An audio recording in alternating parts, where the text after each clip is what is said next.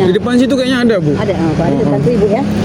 Ibu dapat customer kan, ibu-ibu dia minta antari servis sapinya. Tapi ini udah jam 6 ya kan. Ini Aceh, ini Banda Aceh. Ini kalau udah jam 6 di sini tuh, tempat-tempat servis sapi gitu udah pada tutup, gue bilang kan.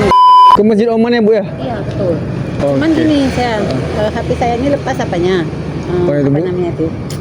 Ini, coba tadi bilang kayak ini lepas lemnya. Kan payah makainya. Lemkan ini coba entah, kita tolong ke mana ini? Di depan situ kayaknya ada, Bu. Ada, ada bantu ibu ya. Pokoknya beres ini ya. Iya, Bu, siap. Jadi kuantar kan lah ibu nih ya kan.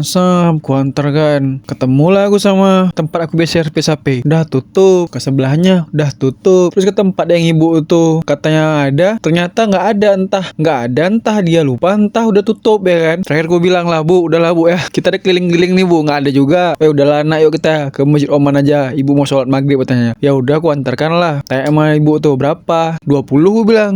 Cair. Kalian pernah nggak kira-kira kayak gini? Tempat customer yang minta tolong gitu, minta anterin kemana gitu, antar apa gitu, tapi dilebihkan uangnya. Kalau pernah tulis di kolom komentar ya.